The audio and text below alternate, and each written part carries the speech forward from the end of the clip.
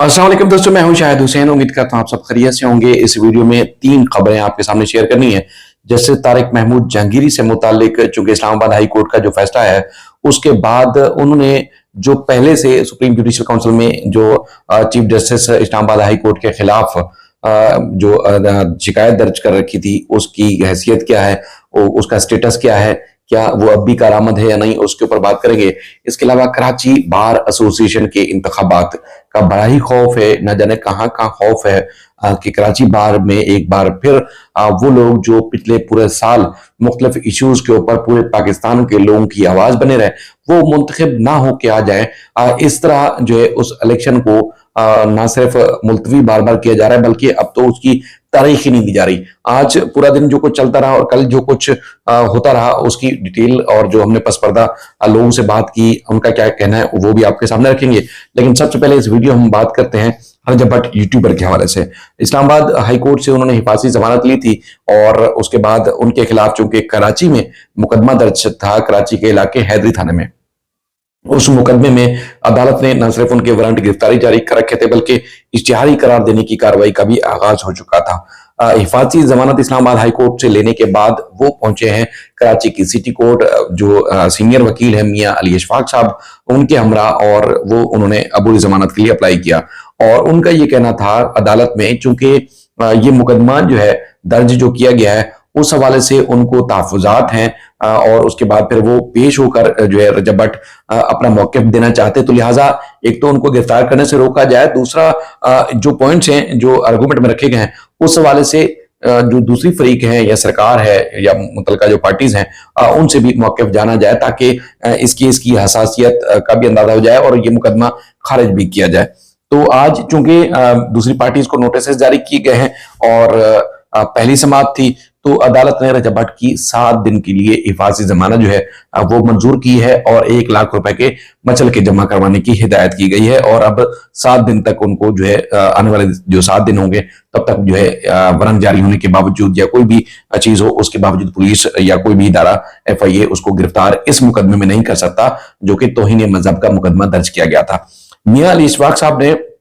जमानत लेने के बाद बाहर आए, उन्होंने मीडिया से बातचीत की। उसका कुछ मतन और उसका कुछ पॉइंट्स मैं आपके सामने रखता हूं, ताकि आपको अंदाजा हो जाए कि आगे केस का जो रुख है रजब भट्ट के खिलाफ मजीद क्या होने जा रहा है। सूरत हाल ये है कि जो मियां अली इशफाक साहब सीनियर वकील हैं और बड़े हाई प्रोफाइल केसेस में मुल्जमान को ना सिर्फ बाइज्जत बरी करवाया है, बल्कि कई लोगों की मुश्किलात भी उन्होंने हल करवाई है। तो अब लाहौर से वो कराची आए हैं रजब भट्ट की मुश्किलात को दूर करने के लिए। उनका ये दावा है कि जो FIR कटवाई गई है वो एक प्राइवेट शख्स ने करवाई है, और वो प्राइवेट शख्स जो है तौहीन मजहब की FIR दर्ज कराने का इख्तियार नहीं रखता था। तो उसके बाद चूंकि इनका जो मौक़िफ़ है, जो बैकग्राउंड है, वो मैं आपके सामने रखूंगा। तो उनका ये कहना था कि एक तो वो इख्तियार नहीं रखते थे, दूसरा जो मुकदमा दर्ज किया गया है वो दर्ज किया गया है जो आर्टिकल है 295A के तहत मुकदमा दर्ज किया गया है, और जो ताज़ीरात पाकिस्तान की दफा है यानी कि CRPC 196 उसके तहत ऐसे मुकदमे यानी कि जो तौहीन मजहब के मुकदमे होते हैं वो मुकदमे, या 295A की सेक्शन का जो मुकदमा है वो वफाकी हुकूमत या सूबाई हुकूमत उसकी इजाजत के बगैर दर्ज जो है नहीं किया जा सकता। और इस मुकदमे में जो दर्ज किया गया है उसमें या तो वफाकी हुकूमत ना ही सूबाई हुकूमत, इन दोनों हुकूमतों ने कोई इजाजत नहीं दी, उसके बावजूद रजब भट्ट के खिलाफ जो है वो मुकदमा दर्ज कर लिया गया है। एक तो ये बात हो गई, उनका एतराज है कि ये मुकदमा दर्ज नहीं हो सकता था। दूसरा उनका ये कहना कि जिस वीडियो को काबिल एतराज बनाकर मुकदमा दर्ज किया गया, यानी कि जो शायर इस्लाम या इस्लाम की तौहीन का उसकी बुनियाद बनाकर जो है मुकदमा दर्ज किया गया है, बुनियादी तौर पर वो वीडियो काबिल एतराज है ही नहीं। यानी कि जिस वीडियो में ये कहा गया जी इन्होंने नमाज की तौहीन की है, रजब भट्ट साहब ने, जो दरखास्त गुजार का जो मौक़िफ़ है वो बुनियादी तौर पर काबिल एतराज वीडियो ही नहीं है, बल्कि उन्होंने कहा कि इस किस्म की हजारों लाखों वीडियोस अब भी सोशल मीडिया पे मौजूद हैं, और वो रजब भट्ट की जो वीडियो थी वो एक साइलेंट वीडियो थी,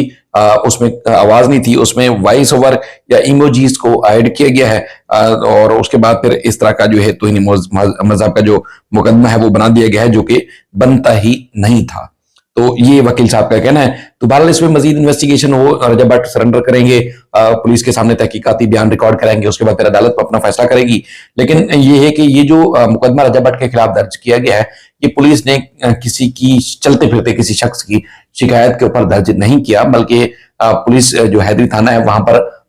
वकील साहब हैं सीनियर रियाज सोलंकी साहब, उन्होंने दरखास्त दी थी कि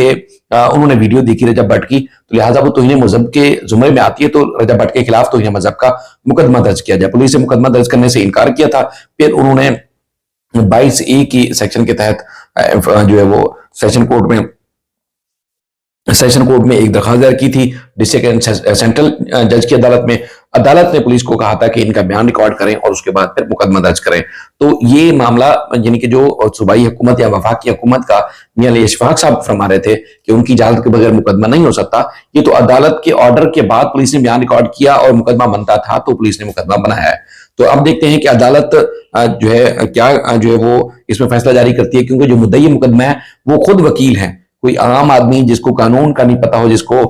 मजहब का या ईमान का इस्लाम का नहीं पता हो, बारीकियों का हसासियत का नाम पता हो। ये मामला सेंसिटिव है, हम नहीं कह रहे, लेकिन जो चीजें हैं वो मैं आपको बता रहा हूं। मैं या कोई और भी शख्स नहीं कहेगा, चाहे वो रजब भट्ट हो या कोई भी हो, किसी के खिलाफ जो है तौहीन मजहब का मुकदमा दर्ज किया जाए, ये हरगिज नहीं होना चाहिए। लेकिन फिर भी चूंकि उलमा इकराम की और मुख्तलिफ लोगों के जो है वो इसमें जो है वो बयानात और उनके फतावा मौजूद हैं, तो बहरहाल अब इसमें अदालत ने फैसला करना है कि मुकदमे की हैसियत अब आगे चलकर क्या हो सकती है। मजीद इस सिलसिले में अगर हम बात करें कराची बार के इलेक्शन के हवाले से, कराची बार में आमिर वराई साहब पिछले कई दिनों से, पिछले कई सालों से न सिर्फ वकला की सियासत में बहुत ज्यादा मुतहरिक और एक मुनज़्ज़म किरदार अदा करते हैं, बल्कि उनसे उनके मुकाबले में बड़े बड़े लोग जो माजी में इंतहाई काबिल और सियासतदान, वकला सियासत में काबिल और माहिर सियासतदान समझे जाते थे, वकील, वो भी उनके मुकाबले में नहीं आते। कई ऐसे हैं जो माजी में हार भी चुके हैं। कराची बार में हूँ, सिंध हाई कोर्ट बार में हूँ, अब वो कराची बार के सदर हैं इस वक्त मौजूदा, चूंकि ये महीना आखिरी है, उसके बाद फिर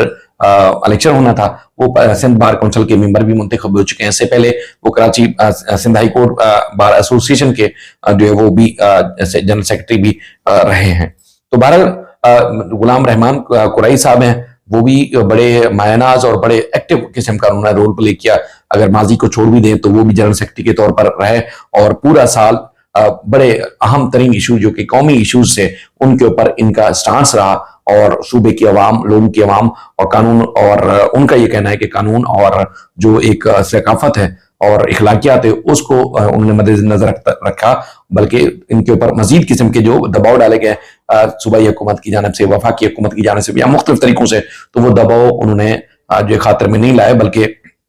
वो एहतिजाज करते रहे और उन्होंने जो है वो अपने जो हक था, एहतिजाजी हक था, वो इस्तेमाल किया। तो जनाब जब ये ऐलान हुआ कि भी इलेक्शन होने हैं, तो उनकी सामने जो है वो कोई पावरफुल उम्मीदवार सामने नहीं आ पा रहा था, क्योंकि सबको अंदाजा था कि जिस तरह इनकी एक्टिविटी, जिस तरह इनकी सियासी सरगर्मियां हैं, तो कोई मुकाबला कर ही नहीं पाएगा। तो बहरहाल बीच में उम्मीदवार लाए गए, फिर कहा गया कि जी हमें अभी तैयारी नहीं है, तैयारी के लिए मजीद थोड़ा वक्त चाहिए। तो इलेक्शन जब होने थे पिछली तकरीबन जब ये पाकिस्तान बार काउंसिल के इलेक्शन थे, तो उस दौरान इसके भी होने थे, तो इसकी डेट आगे बढ़ाई गई कराची बार की, यानी कि 18 दिसंबर रखी गई। 18 दिसंबर को सुबह पता चलता है जो चीफ इलेक्शन कमिश्नर है, जो कि डिस्ट्रिक्ट एंड सेशन जज सेंट्रल थे,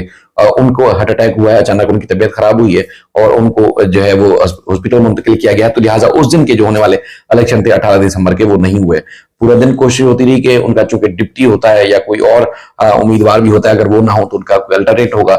इलेक्शन कंडक्ट हो जाए, तो इलेक्शन कंडक्ट नहीं हो सके। पूरा दिन एहतजाज भी होता रहे, सिंध हाई कोर्ट से राब्ता करते रहे, chief justice Sindh high court से भी रजू होता रहा, किसी ने जो है इस मामले में तवज्जो नहीं दी। तो बहरहाल हुआ ये कि आज का फिर तय किया गया। आज भी रजिस्ट्रार साहब से, chief justice Sindh high court साहब से मुलाकातें और इलेक्शन की बार बार वकला की तरफ से डिमांड्स आती रही। तो उन्होंने पहले कहा जी अपना जो तजवीज कुनंदा कोई दिन है वो मुकर्रर करें, उसके बाद चीफ इलेक्शन कमीशन जो है, इलेक्शन कमिश्नर जो इस इलेक्शन को कंडक्ट कराएंगे, वो सिंध हाई कोर्ट पर अपने हिसाब से जो है वो तय करेंगी कि कौन इलेक्शन कर सकता है। तो बहरहाल अब 23 जो है वो दिसंबर की तारीख दी है वकला की तरफ से कि जी 23 दिसंबर को इलेक्शन करा दिया जाए। लेकिन जराये का ये दावा है कि जब ये इलेक्शन 18 दिसंबर को होना था, उससे कुछ दिन पहले ही कुछ लोगों की पोस्टें सोशल मीडिया पे वायरल होना शुरू हो गई थी कि 18 दिसंबर को भी इलेक्शन नहीं होगा। यानी कि जिस तरह सूबाई असम्बली के या एक फेडरल गवर्नमेंट के इलेक्शन होने थे, सुप्रीम कोर्ट के अहकामात के बावजूद फैसला किया गया कि नहीं होने इलेक्शन, मामला तो इस वक्त साजगार नहीं है, तो वो इलेक्शन नहीं हुए। तो इस बार कराची बार के इलेक्शन 23 तारीख को होंगे नहीं होंगे कुछ नहीं कहा जा सकता। मेरी एक तवील आज मुलाकात हुई मेरे बड़े साहब से भी, रहमान कुरैशी साहब से भी, और दीगर जो उम्मीदवार थे उनके चाहे मुखालिफिन भी थे, वो भी हमारे सीनियर वकील हैं, हम सबको रिस्पेक्ट करते हैं क्योंकि हमारा काम है रिपोर्टिंग करना। तो देखा है तो जो हालात नजर आ रहे हैं बड़े पेचीदा नजर आ रहे हैं, क्योंकि इन दोनों को यानी कि सदर कराची बार के और जनरल सेक्रेटरी यानी कि आमिर वरैच और रहमान कुरैशी साहब को हराना मुमकिन नहीं है, तो इसलिए इलेक्शन ही ना होने दिया जाए। तो ये शायद तारीख में पहली दफा ऐसा होगा कराची बार की के इलेक्शन जो है वो मजीद जो है मुलतवी किए जा रहे हैं। तो अब कल या परसों फिर बाकायदा तौर पर इसका ऐलान होगा कि जी चीफ इलेक्शन कमीशनर मुकर्रर हो चुके हैं, तो उसका जो है वो इलेक्शन किया जाए। इससे पहले चूंकि मुख्तलिफ लोगों ने बहुत ज्यादा कोशिश की कि Sindh high court bar association में भी कोई हुकूमती हिमायत याफ्ता उम्मीदवार मुंतखब हो के आ जाए, और सिंध हाई कोर्ट बार में चूंकि वकला ने चौकन्ने भी थे और 27वीं तरमीम 26वीं तरमीम या उसके बाद फिर जो ऑर्डिनेंस जारी किए गए हैं उनके खिलाफ थे, तो हसीब जमाली साहब जो है मुंतखब हुए सदर। तो वहां पर जो तिगड़म था वो उस समय लेकिन लड़ाने में नाकामी हुई हुकूमतों की। अब जो है कराची बार जो है वो कराची बार के जो सदर है या जनरल सेक्रेटरी जो कि पिछली दफा भी हुकूमत के लिए सरदर्द बने रहे, तो शायद उनको रोक लिया जाए, उनको ना बनने दिया जाए। तो इस तरह की चीजें चल रही हैं जो कि हमने ऑब्जर्व किया, देखा। बाकी उम्मीद है कि मामला अच्छे हों, मजीद कशीदगी की तरफ ना जाए तो मुनासिब होगा, क्योंकि बहुत ज्यादा पहले भी हालात मुल्क के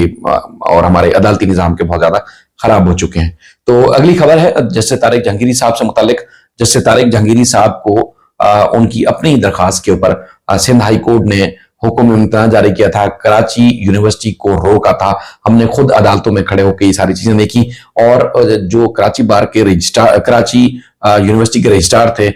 उनको मोहलत भी दी गई, उनको टाइम भी दिया गया। अदालत ने उनको सही सुनाई भी, और दुनिया और आखिरत के हालात, इखलाकी इकदार, तमाम पहलुओं के ऊपर जैसे इकबाल करोड़ साहब ने वहां पूरी डिबेट की, डिस्कस किया, और उनको कहा कि ये जो खिलवाड़ कर रहे हैं ये हरगिज इस तरह का नहीं होगा। उन्होंने अपना भी हवाला भी दिया, उनका अपना हवाला दिया रजिस्ट्रार साहब का, और मुख्तलिफ जो पहलू हैं उसके ऊपर भी बात की। उसके बाद फिर उन्होंने जो है वो हुक्म इम्तिनान जारी किया था, यानी कि जो डिक्लेरेशन थी कराची यूनिवर्सिटी की इनकी डिग्री को मंसूख करने के हवाले से, उसके ऊपर कार्रवाई रोक दी थी। तो इसका मतलब यह है कि उस डिग्री से जुड़ी या तारिक महमूद जहांगीरी साहब से जुड़ी तमाम जो चीजें थी वो सारी की सारी जो है वो रोक दी गई थी। लेकिन उसके बावजूद दूसरी दरखास्त पर मियां दाऊद जो एडवोकेट हैं उनकी दरखास्त के ऊपर इस्लामाबाद हाई कोर्ट ने जिस तरह की कार्रवाई की वो आप सबने देखी। लेकिन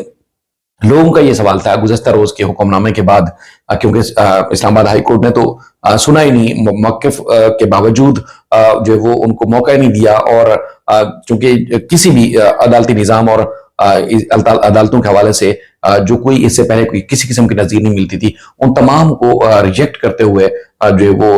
उनकी जो डिग्री थी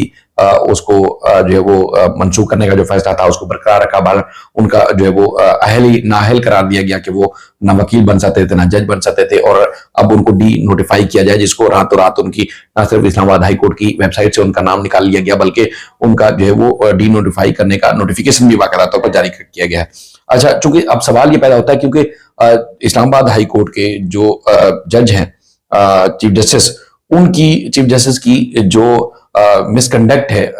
या कंडक्ट है उसके खिलाफ सुप्रीम जुडिशल काउंसिल में बाकायदा तौर पर दरखास्त जाहिर की थी जस्टिस तारिक महमूद जहांगीरी साहब के ऊपर। जहांगीरी साहब ने चीफ जस्टिस के खिलाफ के उन्होंने उनके ऊपर दबाव डाला और बेशुमार सबूत और शवाहिद उनके मुताबिक उन्होंने जमा कराए हैं। तो उसके ऊपर सवाल उठाए गए थे कि क्या उसकी हैसियत अभी बरकरार है, क्योंकि वो तो ओहदे पे रहे नहीं, उनको तो हटा दिया गया है और सारी कार्रवाई भी मुकम्मल कर ली गई है। तो उसमें बैरिस्टर सलाउद्दीन अहमद साहब का मौक़िफ़ है कि